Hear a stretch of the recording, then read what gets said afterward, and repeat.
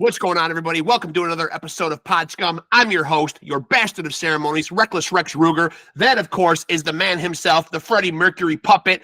We're back with another amazing episode. You know it. I know it. This is where all the cool kids come to chop it up with your boy, Rexx Ruger, a.k.a. Diamond David Lee Roth Jr., and you know it damn well to be true. And I'm going to take a look, just because I can. Is here. What great timing. Let's get down to it and chop it up with them. I'm excited. Let's fucking do it. Woo! Where is he? Simon! Hello. Look at this. You probably never thought in all your time in show business that you would ever, as an 80s guy yourself, would ever get to see Diamond David Lee Roth Jr. That thought never crossed my wave mind. Yeah, so here we are, just a couple of legends. Well, I love that. Yeah, I'm glad you do, because I've seen you on some other interviews, like say that you are a child of the 80s. I certainly don't want you to reveal your age by any means. That would be rude to ask. But I'm only 21. Right? Yeah, I kind of figured. Me too. So, hey, look, you first came across my radar, and then I went back and checked out your work, man. But as I told you in our messages, I loved Butchers. Oh, that's right. Yeah, you did. I remember saying and for the simple fact that for a lot of the reasons that that I loved older horror movies, it didn't rely on a lot of gore and a lot of blood. It really built suspensefully and didn't lean on all that gross stuff that we see so many horror movies lean on nowadays. There's a bit of gore porn, and I'm not in for that. So yeah. That's not my thing, no, for sure. No, Butchers was good fun, and yeah, you know what I always think about these things as well. People don't really care about the violence unless they care about the characters it's happening to. Yeah, I agree. So, if I can go back to the beginning of your career, man, how did you get bit by the acting bug? Like, was there a specific actor or a piece of cinema that really kind of started you on this journey? Not really. My mother was an actress, so it goes back a bit further than even me. She just never got her opportunity, her shot at it, sort of. So, but she was, from way back in the day, she was a theatre actress back in London, where I'm from. So, yeah, it's, that's how it came about for me. So were you born in England? Are you you're Irish? I'm Irish. So I was born in Ireland, but I moved to London when I was about 10 years old. So I've been there. I was there for my formative years. So I've had this discussion with other people that I've talked to from Ireland before, man. School me a little bit on the cuisine, because I've got a lot of Irish in me too. I feel like Irish don't have anything to hang their hat on as far as good food, do they? They don't. No, I mean, that's true. When people go, "What's Irish food?" I was like, it's everybody else's food, I guess. They don't have. No, they don't. Their meat and potatoes type, but not even arranged very cleverly. You can't count beer as a food group, right? Well, in Ireland you can. You can, right? That counts, right? You can already tell where our priorities were. They were like, yeah, we're on a bit of a liquid diet right now. Yeah. And so you got the great privilege of working on Fubar with the great Arnold Schwarzenegger, man. How do you land that role? Just by auditioning a million times. That's that was one of those sweet jobs. Not every now and then that you get a really good job. They're like, "Do you want to come do a scene with Arnold Schwarzenegger?" Like, yes, I'll be there. Just wherever that's happening, I'm coming. And because of Arnold's legendary status, you being an actor yourself, you both work in the same field. But he's such a legend. Is there nerves involved in it? No, not really. Sort of, because when you break it down, it's just two people talking to each other, and that's right. What most scenes are, sort of. So just don't let it freak out. To be honest, a lot of how excited I was sort of afterwards. To be honest, when you're doing it, you just kind of get on with the job and you kind of work. But I was excited more. I was more excited about when I finished it, and I was like, "Oh yeah, that was fucking great." Yeah, I can't wait to see it. That's got to be surreal, right? You show up and there's Arnold Schwarzenegger. I mean, yeah, that's a good day, sort of, and you're like, oh man, this is, because normally this sort of scene I've done in other movies, like sort of somebody threatening the hero. That's my bad guy jam. I get to do that all the time, but I don't often get to do it against Arnold Schwarzenegger. So that's what's really exciting. And I've got a couple of little factoids here written down, man, that you had to, and for people that might not understand this in the business, what is, first of all, explain what ADR is. Oh, ADR is later on. You if they don't get the sound of you talking perfectly, you get to hear it back in a studio later on, and they get to loop it, so you get to say it again. I have to say it in exactly the same way you said it before, usually. All right, so you had to do that for a role in Once Upon a Time at Christmas because of the metallic teeth that they made you wear? That's right. I had these like fangs and stuff, which was fine when they looked amazing. But whenever I was talking, it was like, Merry Christmas, everybody. I had this lip. Yeah. And the director was like, "Did you practice with the with the teeth in?" And like you said you would. And I was like, I did not. No. You didn't. No. And you also worked opposite another legendary action movie star, Bruce Willis. And I read somewhere that in Survive the Game, you guys improvised those scenes? That's right. Do you know what was funny about that? Is that when we were doing it, right, he wasn't there week one of the filming. And when they were saying, "Look, Simon, we know you like to improvise a bit, but when Bruce is here next week, you can't do this. You have to stick to the script. It's all contractual, it's all been agreed with agents and managers and all these people." And I was like, yeah, it's all right. And then when he turned up, he was like, do you want to just have some fun here and just maybe play around a bit and improvise? And I was like, yes, I do. And then all of a sudden, with all those people that had been telling me the week before I couldn't do it, they were all like, "Is that all right?" And I was like, "Yeah, well, it'd be a bit late for it not to be all right, isn't it?" It's like, and then for Fubar, you also had to learn some German, which I expect is probably not in your vernacular usually. It wasn't, but I did my German so well. I had a couple of lines to do in German that Schwarzenegger, in a little break, started speaking to me in German. And I was like, "Oh, what was that?" I thought he was trying to correct my pronunciation of something. And then he was like, he said something else in German. And he was like, "Do you not speak German?" And I was like, "Oh, no, I don't."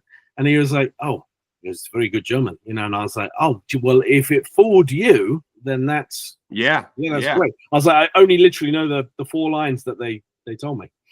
So I can't speak any more German than those 4 lines. 4 lines. And it's not as if, and by the way, it's not as if that's useful German. Like, where's the nearest hotel? It was something like, "I'm going to kill you if these diamonds are stolen." You can't really say that in an airport. So it's perfect German if you should happen to end up in an action adventure movie. If that happens, mate, I'm fine. There's no problem. Would you say, particularly when you got into acting, that you had, because I interview a lot of musicians on here, so I always ask the influence question. Was there somebody that you used to watch in the movies that you would consider like an influence, or somebody that you looked up to as an actor? Yeah, for sure. Gary Oldman, and particularly Gary Oldman in a film called The Professional, it's called Leon. Sure. And he was just ultimate, like bad guy, like just amazing. Yeah, he is great. Or Alan Rickman in Die Hard. Just brilliant. So would you say you have a particular genre of movie that you like? You've obviously popped up in some horror movies, but do you have a particular genre of movies that you prefer to be in? I quite like action. I'll tell you what it is. I like being a bad guy. So there's a bad guy in horror. There's a bad guy in action. I always think the bad guys have more fun than the good guys. Always seem really hard to play because they're like, nobody's that good. So in real life, I don't think I could do something that earnest. I don't know. So the Butchers movie, man, you obviously completely shed your accent, man. Like, you didn't sound like this at all, man. So like when you come from another country, and you have that accent, do you have to work with a dialect coach, or can you just jump into a role and just completely shed your accent? I have to work on it a little bit before, and I couldn't just dive right in. But we being British, to be honest, mate, we have a good ear for these things. So you often find there's a lot of like American stars that are actually British actors. They're just perfected. Your accent's easier to get than the reverse. I always feel bad for any American attempting a British accent. You're like, oh well, ours is like we literally speak at a lower register. Than like one register lower than you guys. So it was much easier for us to do it the other way around than it is for you guys. So is it painful when you see like an American actor trying to be like British or Irish? Yeah, it's bad, right? It's either brilliant or it's terrible, and I don't think that there's much in between. Has there been anybody that you've seen in the movie that stuck out that did it brilliantly? Yeah, so there's a guy called Hugh Laurie who was in a TV show called House. He's a British actor, and he's got a flawless American accent for sure. So, but he's British. Sorry, did you say the other way around? Yeah, the other way around. Have any Americans fucking nailed the British one, in your opinion? No, although I will tell you, I was always very impressed at Brad Pitt's Irish accent in Snatch. I Love know. that movie. I don't know if he could do a British accent, but bloody hell did he do a great Irish accent there. And Irish Traveler too. Yeah, it was more obviously it was a mumbly as well, so it was hard to get sort of because it had to be just right, and it was just right. He did great stuff there. Now, when you're prepared for a role, I don't know anything about acting, but you always hear these people like, getting into character, or like you hear the term method acting. You know what I mean? Like when you get a role, man, like, how do you prepare for it? Like, what's your general creative process like?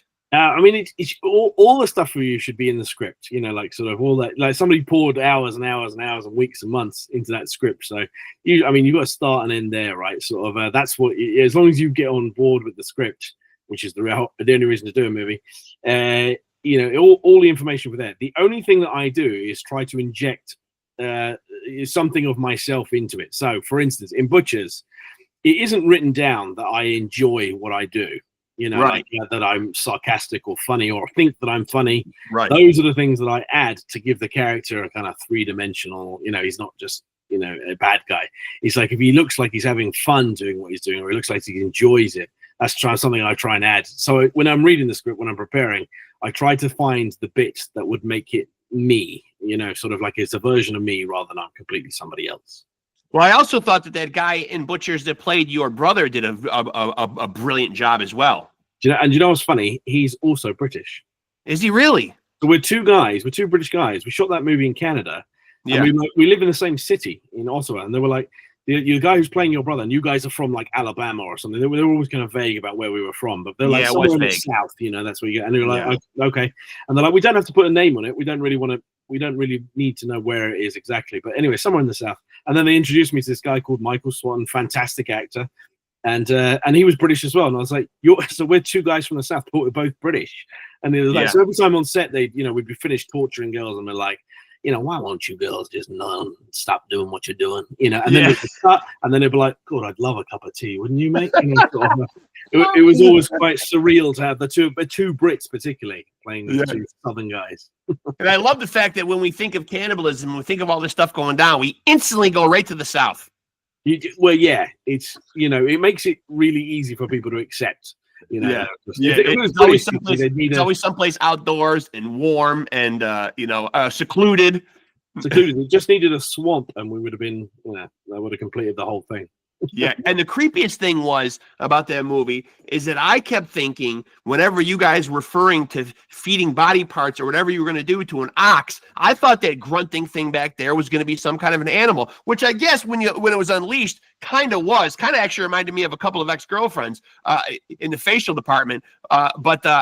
I'm not really sure. That part shocked me. That part did shock me at the end. I thought you were going to unleash some kind of like some kind of a crazy mutant hybrid animal of some kind. When we were filming that, we had no idea what that would look like, because for lots of the movie, he wasn't there. Right. So we were like, this thing. Well, I knew it was going to be the third brother. Like that's what they were saying. I knew it was a human, but I knew it was horrifically deformed. So when he showed up on that day, I was like, bloody hell. And so, what is that guy's process like about getting into that makeup? I felt sorry for that guy. Like he was in makeup for we were 8 hours or something ridiculous that they took to get him, and he's there for just an hour or two just filming, because it's short what he has to do, and then he takes another 2 hours to get out of them. You think taking it off is easier? It's nearly just as long. So yeah. And the good thing about him being a bad guy is he wasn't like those typical 80s slashers that you remember back in the day that chased you down really slow. He was hauling ass. He was running.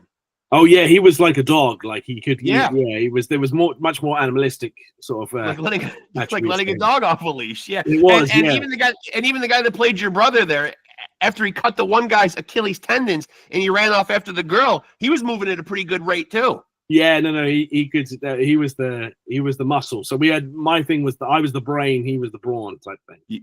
Yeah. Do you have to tap into, when you're playing somebody that diabolical though, man? Do you have to kind of go there in your mind at all? Like, you seem like a very nice, well-adjusted family guy. Maybe I'm wrong. Maybe you really are that guy from Butchers. I don't know. Maybe there's a dead body right over there off screen somewhere. But I don't think so though. But you have to tap into something, man, to get into a role that just seems that twisted though. I've always wondered when people get into these horror movies though, do you really have to go somewhere in your mind?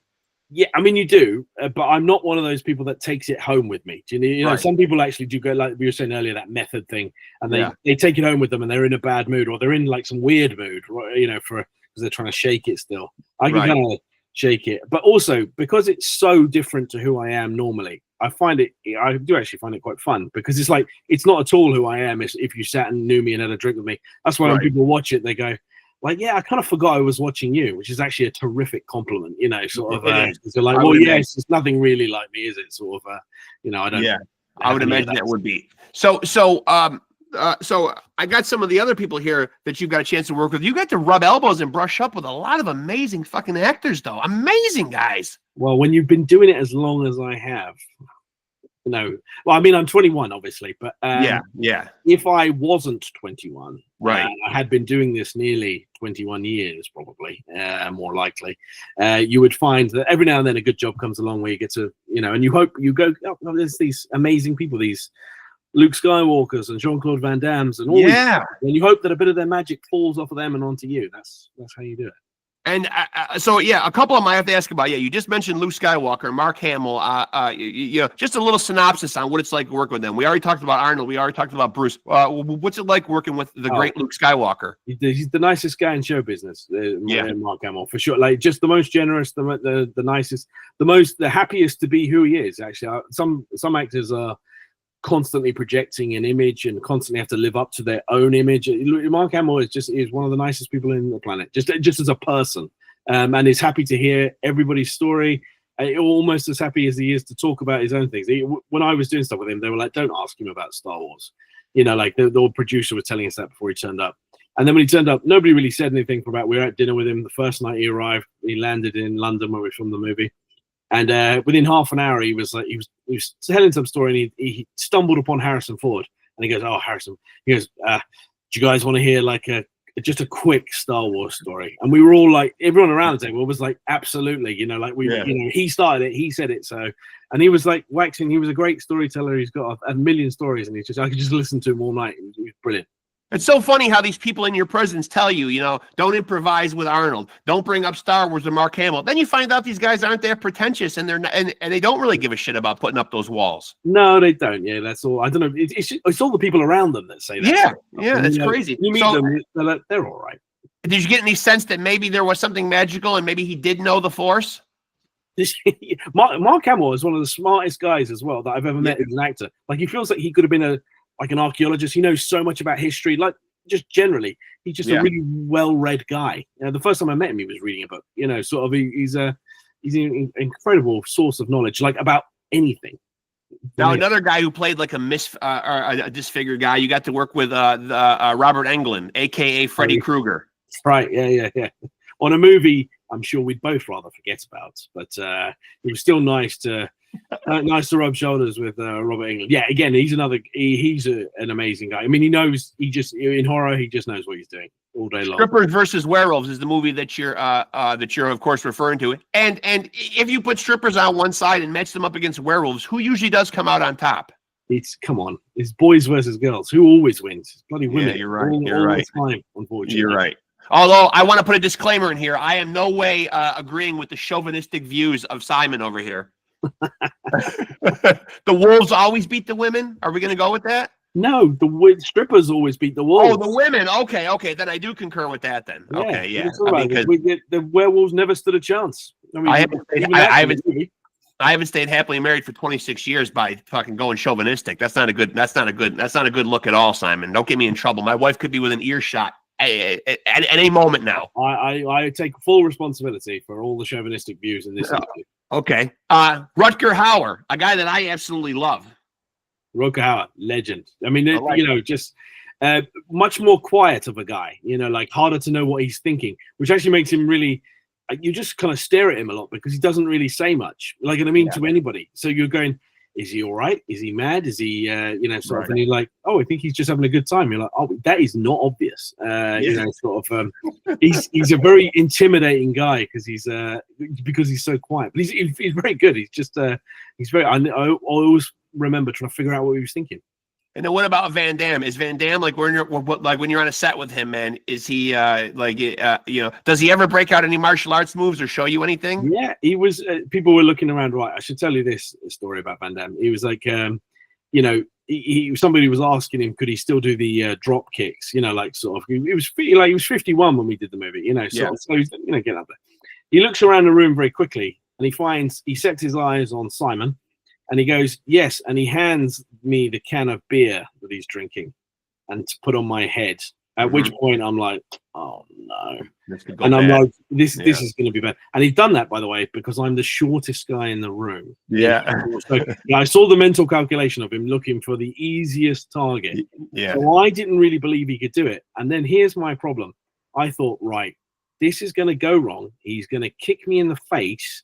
And I'm going to have to, we just started the movie. I'm going to have to act happy about it because I'm like, oh, that's all right, Right. But in fairness to him, he jumped up and he kicked it off my head. It proved he still got it. Yeah, no, he still looks in a ridiculously great shape. Yeah, he is. No doubt about it. No doubt about it. Now, the last two guys on this list, I can't even believe, man. I'm eager to hear what you're going to say. John Malkovich. Holy shit. Malkovich. John Malkovich is awesome. Yeah. He's we were in a movie called The Survivalist. With him and Jonathan Rhys-Meyers. Just a great, the most relaxed guy maybe I've ever done something like. Constantly looked like he was high. Like he might not have been, but he had that sort of like, chill out. Everything's okay. Like sit.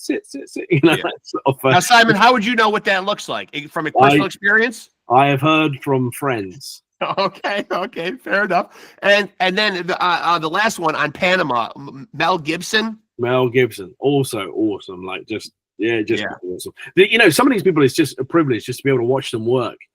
So Mel Gibson is one who, when he kind of comes on screen, he starts speaking, and then they say cut. His personality doesn't seem to have changed. You're like, oh, they're actually just capturing him talking.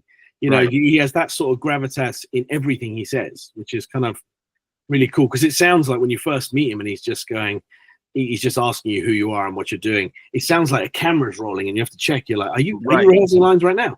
And he's like, no, that's just the way he talks. And he's always a movie star. He's always just emanating movie star quality, or something's just coming out of it. I just watched an interesting thing though online, like where he actually tried to talk Jim Caviezel out of playing in The Passion of the Christ, because even though he wanted him to play the role, he was almost kind of telling him like, this could be career suicide though. You may be ostracized for playing this role.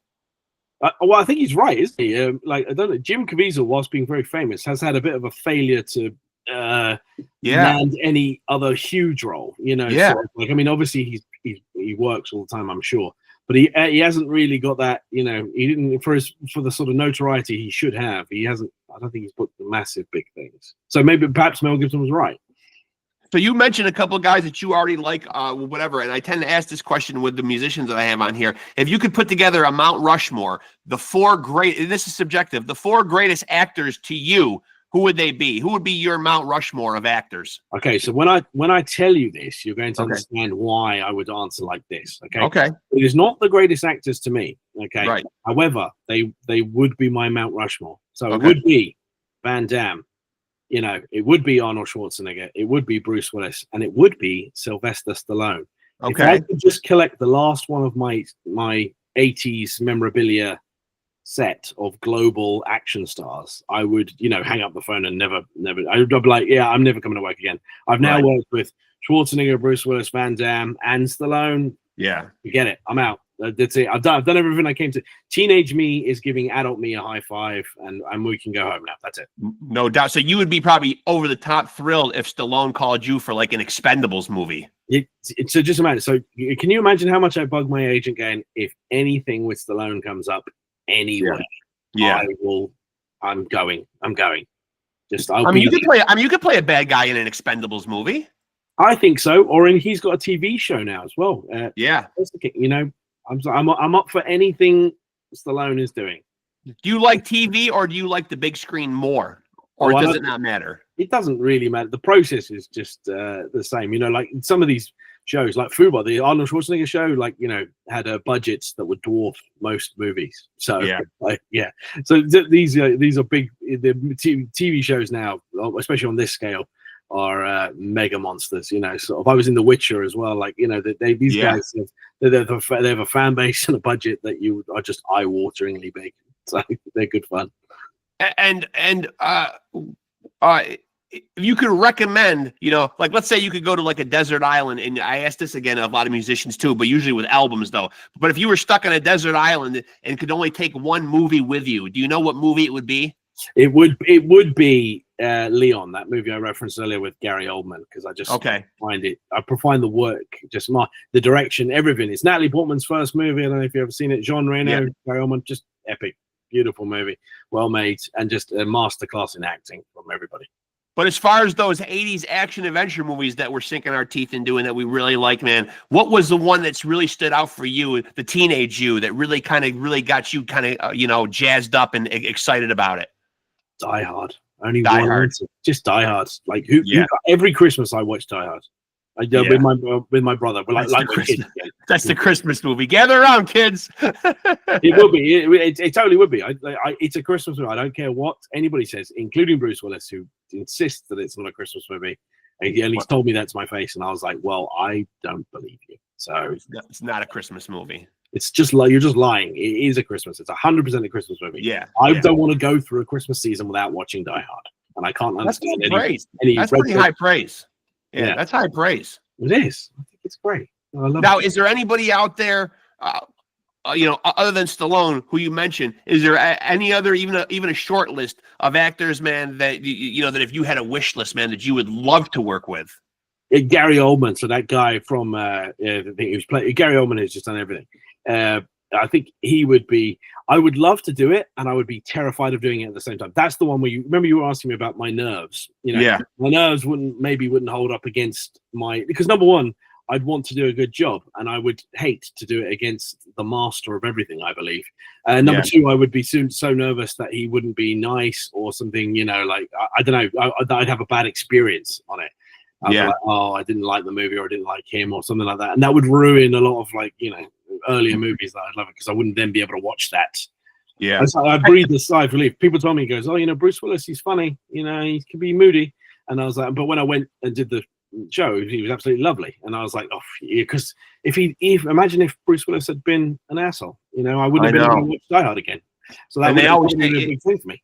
And they always say you got to be a little careful meeting your heroes and stuff too. Like, you know, you can be let down sometimes. You know, you absolutely can be. You know, and Gary Oldman seems like one of those guys we were talking about before. He seems like one of those British guys, man, that can shed his accent pretty effortlessly too.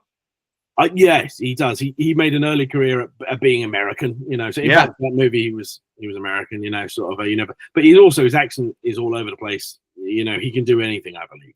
He's he's so intimidating, and he does very little and a lot at the same time. Is there ever or has there been a role at all that you've turned down that you've kind of like regretted turning down?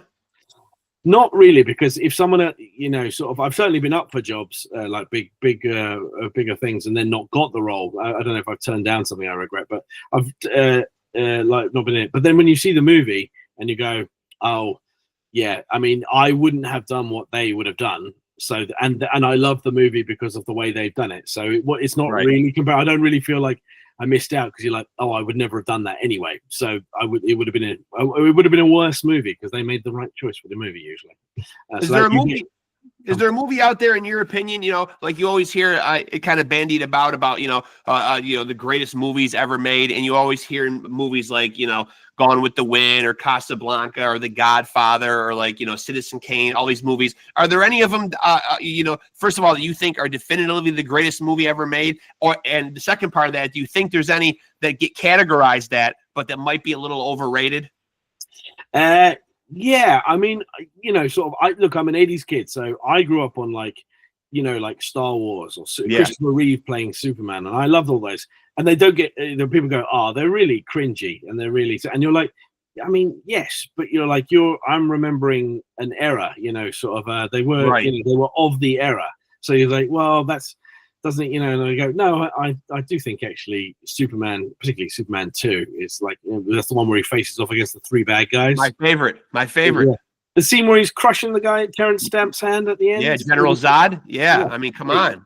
Yeah, I mean, there's no, greater moment in cinema history. And anyway, but people like sort of frown on them now. They're like, they're horribly dated and stuff like that. And you're like, no, Richard Donner did an amazing job. Shut up.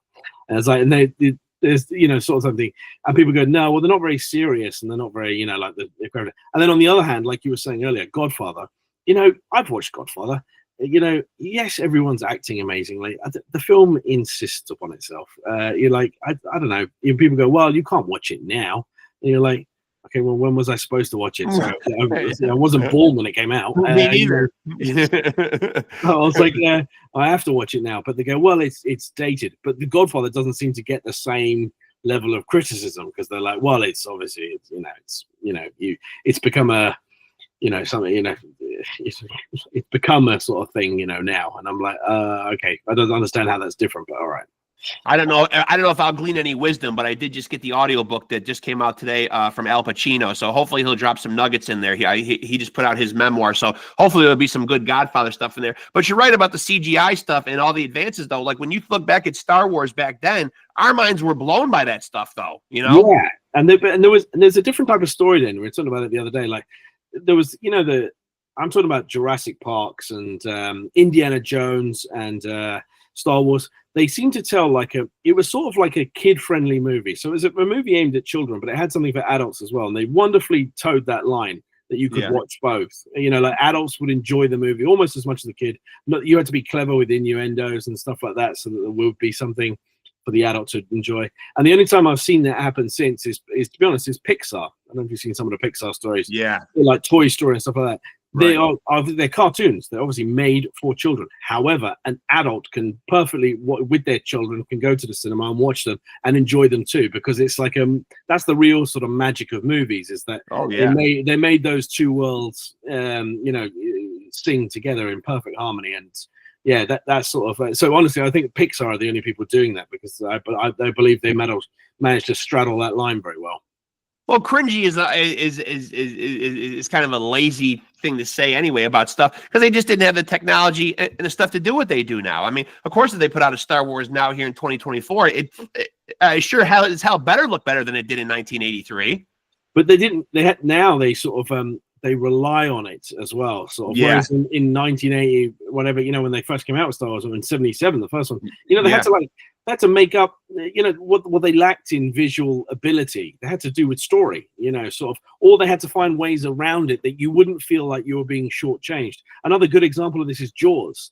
When they made Jaws, the shark didn't work a lot. So they had to that's where they came up with that wonderful John Williams score of the and your mind imagined the shark, so they had to, and they filled in the gaps with that. They were like, right, we don't have the shark as much as we would like in a movie that's a horror film about a shark, so we have to find other ways to scare you, sort of, and they had to be, they had to think outside the box. They had to be clever. And nowadays we don't have to think outside the box. We have all this AI stuff. It's like whatever you can think of, we can make it. Don't worry. Yeah. And we can make it exactly as you're thinking of it. So the sky is the limit, unfortunately. And really, I think artists, musicians, painters, everything, they're better with a canvas. They're better with a limit. There's this is what you can do. And then make whatever's inside that as interesting as you want. In fact, that's the challenge, is make it as interesting, engaging as you want. But if the sky is the limit and there are no boundaries, you see, everything is very hard to judge. Yeah, well said. And so you being a product of the 80s, where do your musical tastes lie? Because I do typically have a lot of musicians on this show. So where do your musical tastes lie? Right. Well, I should tell you this little.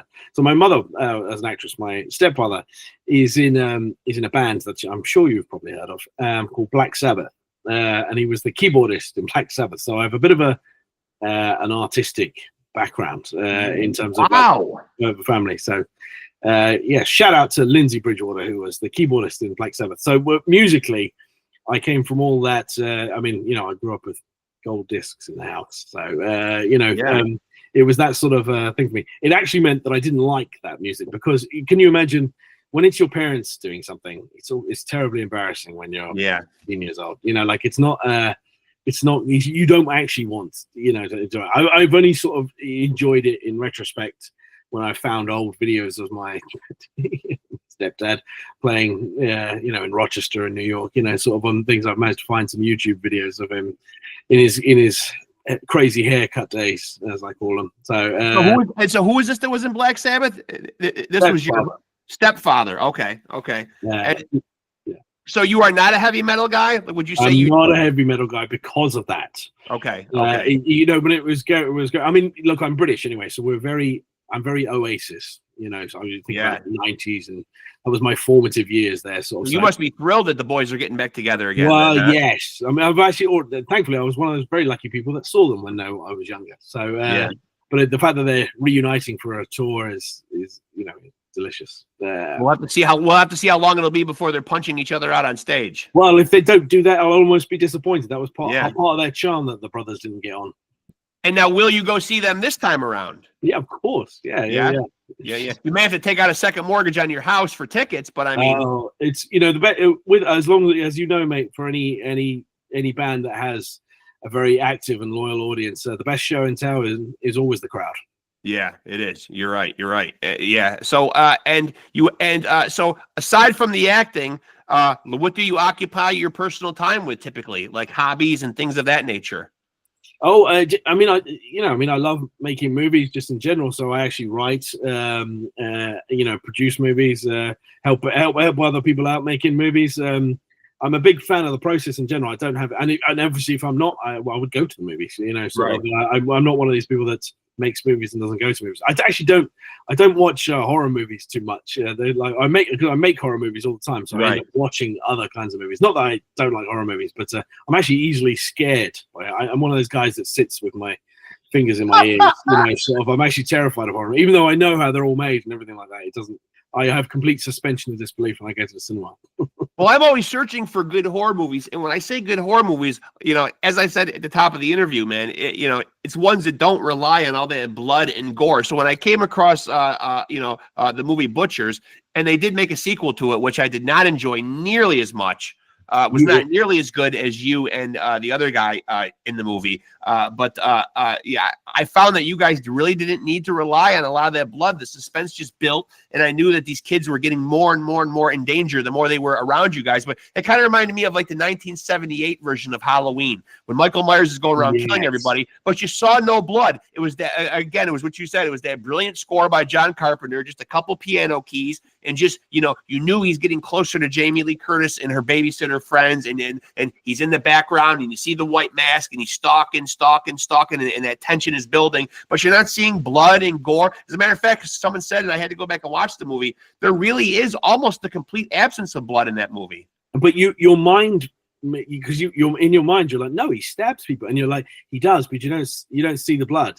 Right. Your mind sees the blood. Type thing, sort of. So there's that. I don't know if you've seen the movie Seven. Right? Yeah. The number of people that swear that they saw the head in the box at the end. And you're like, you don't actually see it. But it's there. That's the thing, Right. So you never actually see it.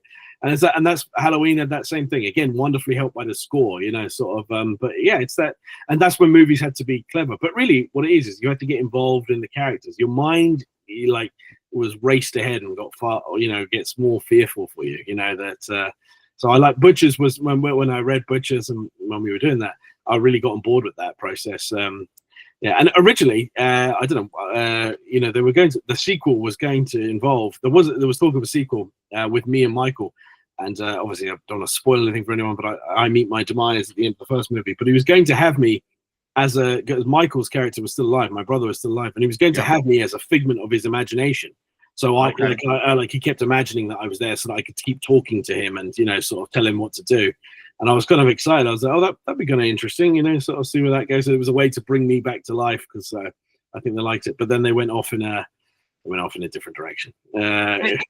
And so who was the guy? The only part that was a disconnect for me that I just didn't understand, and you can probably fill me on this. And I assumed he was some type of family friend or your father or something. But the Willard character in that movie. Oh, he was Uncle Willard. So Uncle Willard. Okay. yeah. So was he really the brains, or was it you? Because I couldn't tell if you were the one in the driver's seat or if it was him. Because the way he talked down to you when you guys kind of passed on the road that time, it was kind of like, was he in the driver's seat or was it really you? I think what it was is that he's the one. So the way that in our minds that we thought of that is that he allows us, like for instance, he allows us to be on the land. Like obviously, it's a bit like he's the landlord, a little bit, okay, like, sort of type thing. So he allows us to be on the land. However, and he tells us about the people traveling through so that we can trap them. And then obviously, he definitely gets involved in the torture and the rape and everything else that probably happens. But because he's got that position of like he's the legitimate end of it, like as in he's the one that runs the business in town, right? Then I guess that puts him pseudo in charge. But he was only they very cleverly didn't make him the father; they made him the uncle. So we didn't like him, and what the other brother doesn't like him at all. Sort of, you kind of feel that. And so yeah, I guess he's in charge, but we're always a bit. I guess he's always a bit worried that we'll underbus him one day. We'll be the reason he goes to jail. Right, because until he really emerged. It was kind of like that typical, like your brother's more the robotic one and you're definitely the one more pulling the strings and pretty much the architect of all this chaos going on. Yeah. I mean, yeah, absolutely. I mean, the movie starts, arguably, the movie starts with us burying our mother. Right. That's how we open up. So you're supposed to understand that something changed recently. So Uncle Willard was has maybe never been in charge until mother died, but then when mother died, it fell to him to kind of watch after us. But obviously we were at that point, all grown up and all crazy already. So Well, I know you were a little critical of the one you did with Robert Englund, but are you able to look at Butchers? Because, I unlike you, I do enjoy horror movies. And as I said, I do find it hard to find ones that aren't just like, oh, here's a bunch of blood and a bunch of limbs getting cut off and a bunch of, just gore, just blood soaked all the time. And are you able to look at that movie and say, wow, this is really a good, legit horror movie? I like Butchers. I'm able to look back at now, and to be honest, mate, sometimes when I'm making a movie, I get a feeling it's going to be good or it's not going to be good. Like people go, I don't know how this is going to turn out, and then you're excited to see the results, particularly if you think it's going to be good. Yeah. And then you're let down maybe by the cinematography or the music or something. Something doesn't sit right for you. Later. Right. Butchers. Every time I saw it, like the director was nice enough to let us have early screenings of it. It got more exciting as it goes along. I remember being thoroughly happy with how the filming had gone. I liked my relationship with my brother and stuff like that. We were all quite pleased with that. And then every time I saw it, the editing, the music, and everything that happened afterwards, it got better and better. So by the time it came out, I was like, oh well, I hope people like this because it was going to be one that I liked, and they did. It did spectacularly well. Because I kind of got the sense when Uncle Willard pulled up there that he was almost kind of like what the sheriff was in like Texas Chainsaw. Kind of the guy pulling, kind of the guy really pulling all the strings. Yes, I mean there's definitely an element of that for sure. Yeah. So, so what do you have in the works right now? Right. Well, so you may or may not know this, but I've just completed work as a. I never thought I'd say this as well as Mickey Mouse in the world's first ever Mickey Mouse horror film. So that's me behind the mask. So I'm the guy that plays Mickey behind the mask. So a diabolical Mickey Mouse. That's exactly what that is. And when you do a movie like that, because Walt Disney has trademarked it, because it's such an indelible character, man. What's the process like to use a Mickey Mouse mask in a horror movie like that? Is there a lot of like legal entanglements and logistics? I've never had so many conversations with lawyers to make a movie. I can imagine. As Mickey Mouse. Yeah, you're right though. It's not the copyright expired on the original Mickey Mouse, not maybe the Mickey Mouse that me and you know, right? But the Steamboat Willie, the 1928 Mickey Mouse. But as you say, it's not just copyright law; it's trademark law, and Mickey Mouse and those ears are trademark symbols. Sure. So it is complicated as hell to navigate that. I mean, they did, you know, sort of. But if you see the movie, you'll notice that Mickey Mouse he's black and white. He doesn't have any eyes. It's just pupils. He doesn't wear the white gloves. Doesn't have the red jumpsuit. You know, so you have to. They did a lot of stuff to make sure that it didn't look like that. Okay. And that's, you know, it's just a minefield. I don't know if I would enjoy it, you know, sort of like behind the scenes, because it took 8 months of lawyers for it to get released. I can imagine. And the movie was finished. So. Yeah, I can imagine. I always thought that about, like, you know, getting back to the original Halloween movie. Then that was actually a William Shatner mask.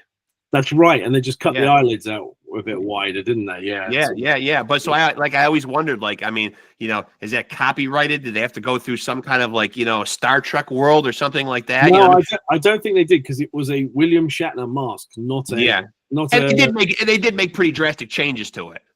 They did, you know, sort of, and that's I don't think a dollar ever went to William Shatner, you know, for that. You know, sort of. I mean, in fairness, you don't really notice that it's William Shatner unless somebody tells you it was originally a William Shatner mask. You know, right. You don't really. I don't feel like you feel that until you know it. You know, right. Like, once you know it, you can't unsee it. You're like, right. Oh yeah, it is. Yeah. Right. You know, sort of, but if you didn't know that, you wouldn't. So let me ask you this: obviously, with my indelible charisma and charm and high level of wit, could there possibly are any of those things coming? Yeah, absolutely. When does that start? Now. Yeah. So could there possibly be room anywhere down the line for me in a Simon Phillips movie? It's always. Whereabouts are you based? You know, I didn't even ask you where you are. I'm in upstate New York. Oh, so you're very near me. Okay, I'm near Syracuse. I'm very near Syracuse. Okay, well, on the other side of the border, I'm Toronto. You know, so okay. Just outside of Toronto, so not a million miles away from. I've always thought, and I'm not trying to be pretentious here or try to act like, oh, acting is really no big whoop or whatever, man. But I've often thought sometimes, man, I'll see these things pop up, and they'll say, there's been movies that have been shot like around here, like that movie, The Quiet Place, or you remember where everybody had to be quiet in that horror movie? Yeah. It was shot in like a little small town, not too far from me, little podunk town, like where they John Krasinski and his wife, showed up and shot the movie. And they'll always put these things out like extras needed. And I know extras isn't really acting. You know, you might just be a townsperson or somebody walking around. But I often thought I could do a fucking, I think I could cut the mustard in a movie. You listen. The movie only needs personalities. That's all it is. Yeah. There's room for every. Think of anybody you've ever met, and then think of anybody famous. You know, there's always a link. If somebody says, "Hey, we need a short, fat guy," it's like I can. You know, there's a bunch of people. There's a bunch of actors that are famous that have made a living doing that. Sure.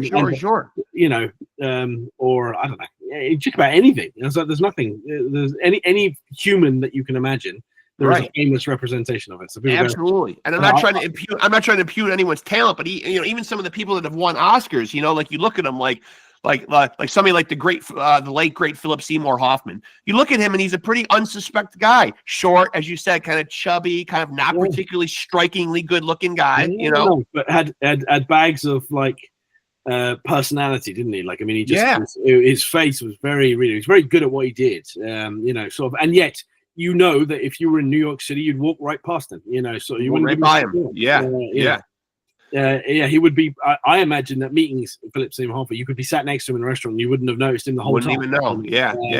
If he jumped up from the table and came over and took your dessert order, you wouldn't even probably blink. No, you wouldn't. Yeah. That was his sort of talent, wasn't it? He was man. And by the way, I'm only trying to pursue the David Lee Roth Jr. thing just because I just want a little bit of that Panama money. But believe me, for the purpose of movies, the hair does come off. It does, like completely. Oh, yeah. Completely, sure. Wow. Yeah. Right, I have to hold you there. Now, listen, the only ones that I make are obviously horrific horror movies. Usually, I'm down, and I often thought, Jesus, man, playing Michael Myers would be the best. No lines to learn. Well, you know what? What I will say about that is, whenever I've had to do a couple of movies where you wear a mask, and they go, "That must be easy," and you're like, being in a mask all day long. That's not fun. Yeah. Sort of, and also people go, "Is that you?" And you're like, "Yeah." And also, you're like, "It is me." And if it wasn't me, someone would notice because they move the same or something. Right. And they go, however, you also don't get the recognition because you're in a mask all day. Right. None of those people could pick out Mike Myers, the actor that played him, like in a lineup, and yet they've definitely seen the movie. Right. And there's also the subtle nuances too, because like I think there were guys who played him better, that had a certain gait and had a certain like menacing walk to them. You know what I mean? Yeah. Like there is little nuances and little physical things that you can like add to the role that make you stand out and make you a better Michael Myers. I didn't particularly like what Rob Zombie did because, as much as those Halloween movies were good, he made Michael Myers fucking huge. I mean, who wouldn't be scared of that guy? I mean, I liked it more when he was just a regular 5'10", 6-foot guy of a slight build. All of a sudden you go out and grab an ex-wrestler that's 6'8". That's already terrifying. You know what I mean? I'd run from that guy without a mask on. Exactly. No, it was, you see, that was the skill of the original one. It's like, also what the original one was terrifying because you didn't know why he was doing it. Right. So I was like, and sometimes that's, that's something that they touched on in Butchers, which I quite liked, is, people begging for their lives, going, why are you doing this? And our response to it was always like, man, why do people always ask that question? Yeah. Sometimes it just needs doing. And I think that's scarier when you don't actually know. It's like, oh, these guys don't really have a reason to do what they're doing. They're just doing it. Yeah, keep the backstory vague. Keep the backstory vague sometimes. It almost serves the movie better. It does. I think you don't have to explain everything. Also, people can imagine far worse. Oh yeah. The minute you explain it, they don't have to do that. They stop. Well, I'll tell you, Simon. All my resume really is just the work that I've done on this podcast, man. But obviously, here's my headshot right here. I mean, that is obviously not what a headshot is. So straight away, I'd be telling you, right? Well, don't tell anyone but me that, because that's not what it is. And just to let you know that when I'm not sitting here at this desk, I am 6'4", 240 pounds. So I could play a good full-size killer of epic proportions. I'm a big guy. Or henchman number 3. Or henchman. Yeah, listen, I would relish the role of henchman number 3. I don't even care if he has speaking lines. I've always just had a fascination with cinema and with movies. I can't wait to dive into Al Pacino's book just for those little nuggets of like Godfather stories or Serpico stories. I hope he divulges that in the book. I really haven't read any reviews on it. I had a couple of eye surgeries a couple of years ago, so I've really been leaning on the audiobooks a lot. And the thing I like about his is that he narrates it himself, which is always nice when they're telling their own story. Yeah, I do like that. Yeah, when they, I know what you mean about that. Yeah. So I'm hoping that he gives those little nuggets, and he doesn't shy away from giving us the stuff that we really want to know. I haven't read any reviews on it. It literally just came out today. But hopefully it's full of some of those stories, because I mean he's been in some amazing movies, amazing resume. Yeah, I mean, yeah. And also, I've got a question for you: Pacino or De Niro? For me, it's Pacino. Yeah, for me. Yeah. Yeah. I do like De Niro a great deal, but Pacino seems to be in a level of his own. I agree too, man. I'm not sure what it's about, but I'm glad you compared those two, though, man, because it's nice to hear it from an actual thespian himself. And particularly, why for you is it Pacino over De Niro? Because Pacino always feels like he's larger than life.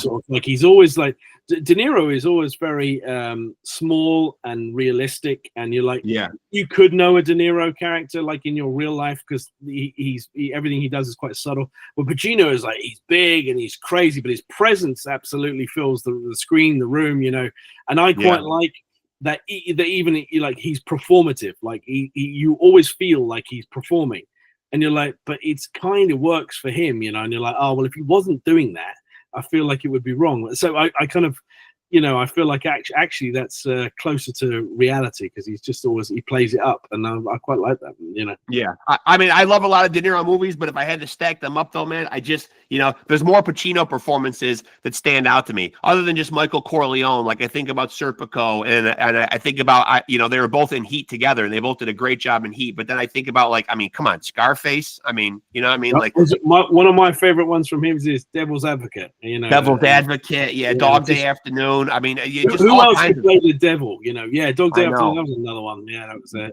any given Sunday. Come on, amazing. Yeah. I mean, De Niro's got an amazing resume too, but I mean, his earlier stuff to me, was when he was really at his most brilliant. Taxi Driver era. Yeah, I think where Pacino was smart is he very quickly made sure he shook out of the genre. He did lots of different things, and he's done them successfully. So De Niro tried, I think, more recent, like not recently, but like in the last 20 years, tried to sort of go into comedy a bit more, and maybe less successfully than Pacino went into all those other things. Like sort of, De Niro got locked into the mobster thing for a while. Well, I don't think he ever escaped it. You see, whereas Pacino did. Sort of, it's like Pacino could do. Pacino did Merchant of Venice. Like sort of, he could do different things, and you would readily accept it a bit more. Where do you stand on your opinion of Marlon Brando, who is widely regarded? Sometimes you always hear his name mentioned up there as the greatest actor of the 20th century. Every story I hear about Marlon Brando makes me think that I would absolutely have hated to be in a movie with him. Yeah, he seems like a nightmare to work with. He was a nightmare to work with. He didn't make eye contact with people. He didn't give anything back to the other person in the room. So some of the best actors I know are the people that are the most giving as well. They give you so much to respond to, sort of thing. But then Brando I don't know this, but anybody, you never hear a great story about him as in, you don't, like being very giving or something like that. All you hear is that, he was a master and he was on his own. And you're like, he was on his own because he kind of made it that way, sort of. And he didn't allow anyone near him like that, sort of. So whilst I would have loved to have gone and had dinner with him, just for the stories, just for the personality of him as a real person, I think I would have hated being in a movie with him. So right now, currently, there's so many young, great actors out there right now, man. Who are some of the best ones that you really think that are going right now? You know what I mean? There's so much made about, who are some real movie stars right now? You hear a lot about DiCaprio or like Joaquin Phoenix. He gets a lot of accolades. Who's out there working right now? Whose work, if they're going to put a movie out, like you say, I must see this. Nowadays, it's tough on people because they don't get there's so much exposure. I liked a time when the movie stars were slightly harder to touch. Sort of you didn't know as much about them. Sort of there was a mystique or something like that, and that's gone. Social media is probably ruined. Social media sort of ruined all that sort of thing. But I do like. I love Eddie Redmayne. Sort of fantastic actor. There are lots. I don't want to go down a list of these people, but there are lots of younger actors. Eddie Redmayne's maybe not that young, sort of, but he's won an Oscar as well. He's probably established as partner right now. But there are people coming up. But I like Benedict Cumberbatch. Mine are all British, sort of things. But then I also very much respect like Simon Pegg and people that have managed to carve out. I love the fact that Simon Pegg was a bit of a nerd and then somehow ended up in the new Star Trek. So the thing is that that's Simon Pegg high-fiving his teenage himself. Sort of going, he could never have imagined that, and I'm happy that he did that for himself. And now you talk about De Niro getting pigeonholed in those mob movies. Is that something that's a real concern? To an actor? Like, do you ever worry about like, oh shit, I've done 2 or 3 horror movies in a row, I might get lumped into just getting horror role scripts? Or are you just happy in this day and age, like just to be getting scripts and working? Yeah, for me personally, I spent a lot of years not working as an actor. Right. So only the last maybe 10 years have I been able to say that I'm an actor full time. I don't do any other job, or anything like that. I don't work in Starbucks. Sort of, but before that, I always had to top up my income by doing, jobs and temping and, sort of doing that. But after that, the only goal is just to keep working, to go, right, can I keep working as an actor? Does the phone keep ringing and I keep getting right? That's the only important thing ever, to be honest. As an actor, you're like, well, people keep asking you to make stories. And the more work, I'm never worried about being typecast because the more work you do, the more people want you to be in something, Right. Sort of, every time people see you doing something, they want you to do something else. Yeah. Listen, Simon, I'm so glad that we finally got this done, man. We finally got it nailed, man. I completely understand, man. When you were telling me the other day about the parental duties cropping up, man, I totally get that. I've got 3 grown kids, but I've got 6 little grandkids, man. So I know sometimes when you're up to your ears in child responsibilities, just life, man. Just life. Yeah. I will be expecting a treatment or a script or something from you in the mail. Keep me in mind. You know what I mean? I'm near you and I'm ready to work. As long as you can cross the border. Yes, I will cross the border. Yes, I will get the enhanced driver's license. I'll do because it used to be a much easier thing. It used to just be, show up at the border. You got anything to claim? What are you doing over here in Canada? Now it's a little more difficult, just kind of jumping over back and forth. It feels like the whole world added a lot more paperwork to itself, and I don't really know why.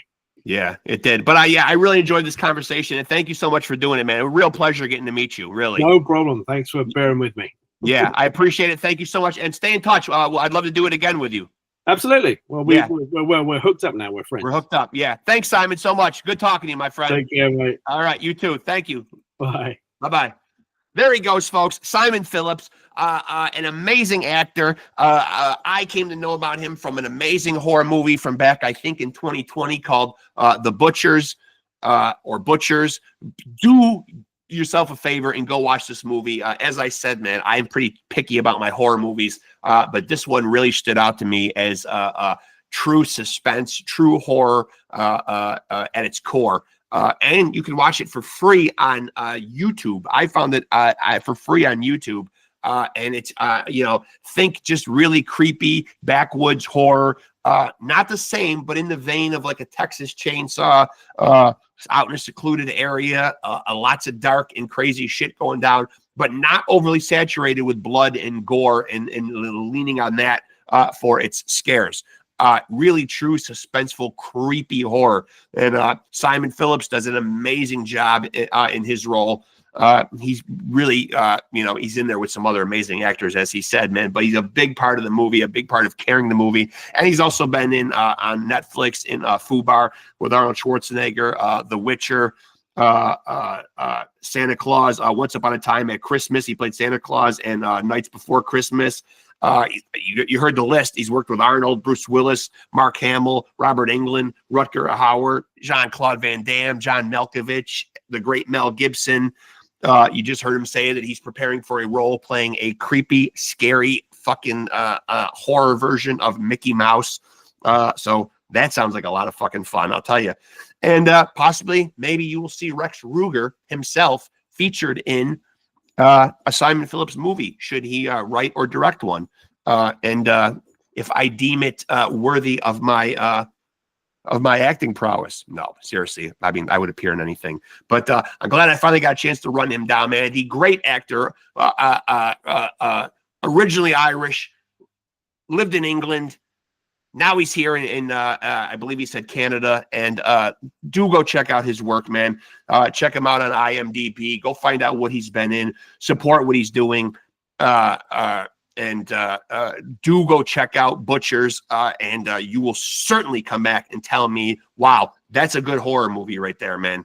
So thank you again to Simon Phillips. We had a couple of scheduling difficulties. We missed each other a couple times, just itineraries not linking up. But I'm glad I finally got a chance to run him down, man. A true honor, man, and a great actor, Simon Phillips. Thank you so much. Hope you guys enjoyed that episode. Like and follow us on Facebook, and like, subscribe, and hit the notification bell up there. And let me give myself one more look just to make sure at the end of this interview that I still have my David Lee Roth coif in order.